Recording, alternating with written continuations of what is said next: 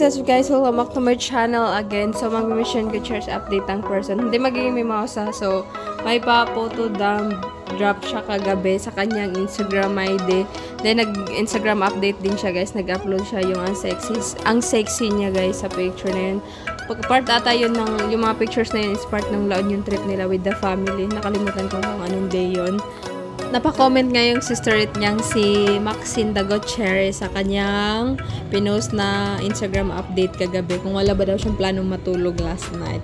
Then, ito siya, ayan, 5/11/23. So, ayan, Pilates Day. The next picture is March 2, 2023. So, ayan, Suki ng Bellevue, Shangri-La. Hi, Doc.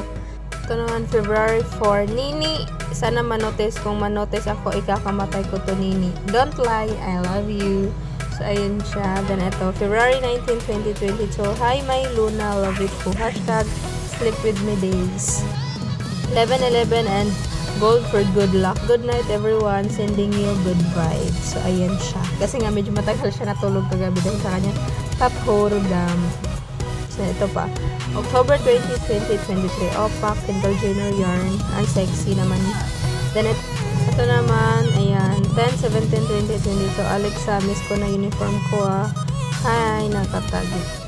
Ayan, taping this sa kanyang Gertie Linen. So, ayan sila. Alexa. So, ayan siya. Miss na daw niya uniform niya, guys. Nasa Alexa siya. So, ayan siya. Last but not the least. So, ayan siya.